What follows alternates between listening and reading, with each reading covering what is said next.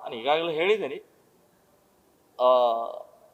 ದರ್ಶನ್ ಇರಲಿ ಅಥವಾ ಇನ್ಯಾವರೇ ಎಷ್ಟೇ ದೊಡ್ಡ ವ್ಯಕ್ತಿಗಳಿದ್ದರೂ ಕೂಡ ತಪ್ಪೇನೆ, ಕೊಲೆಗೇನೆ, ಅದು ಅತ್ಯಾಚಾರನೇ.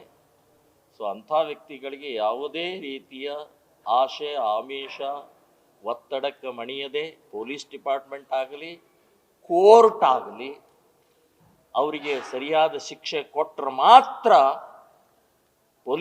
ಪೊಲೀಸ್ ಡಿಪಾರ್ಟ್ಮೆಂಟ್ನಲ್ಲಿ ಮತ್ತು ಕೋರ್ಟ್ನಲ್ಲಿ ನ್ಯಾಯಕ್ಕೆ ಇದೆ ಅಂತನ್ನುವಂಥ ನಂಬಿಕೆ ಹುಟ್ಟುತ್ತೆ.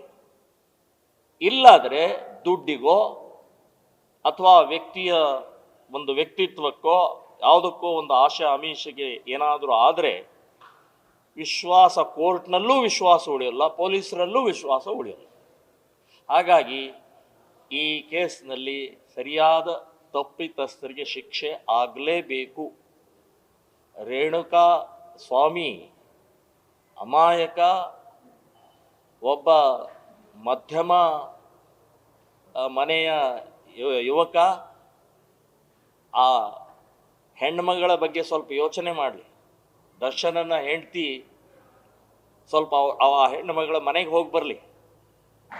ಆ ಕಣ್ಣೀರು ಸುರಿಸ್ತಾ ಇರುವಂಥ ಹೆಣ್ಣುಮಗಳು, ಹೊಟ್ಟೆಯಲ್ಲಿ ಹುಟ್ಟುತ್ತಾ ಇರುವಂಥ ಮಗುವಿನ ಬಗ್ಗೆ ಸ್ವಲ್ಪ ದರ್ಶನನ ಹೆಂಡತಿ ಆ ಕೋರ್ಟು ಯಾವುದೋ ಒಬ್ಬ ಲಾಯರ್ನ ಹುಡ್ಕೊಡೋಕ್ಕಿಂತ ಮುಂಚೆ ಹೋಗಿ ಚಿತ್ರದುರ್ಗದ ಮಗಳ ಮನೆಗೆ ಹೋಗಿ ಬರಲಿ, ಆ ಹೆಂಡತಿ ಮನೆಗೆ ಹೋಗಿ ಬರಲಿ.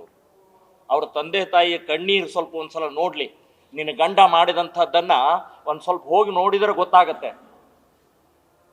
ಲಾಯರಿಗೆ ಲಕ್ಷಗಟ್ಟಲೆ ದುಡ್ಡು ಕೊಡೋಕ್ಕಿಂತ ಅಲ್ಲಿ ಆ ಮನೆಗೆ ಲಕ್ಷಗಟ್ಟಲೆ ದುಡ್ಡು ಕೊಟ್ಟ ಸಾಕೆ ಆದ ನಾಚಿಕೆ ಮಾನ ಮರ್ಯಾದೆ ಅಂತ ಅವ್ರು ಯಾವನೋ ಒಬ್ಬ ಭಾವ, ಅವ್ರ ತಂಗಿ ಗಂಡನೋ ಯಾರೋ ಅವನು ಪೂಜೆ ಮಾಡ್ತಾನೆ.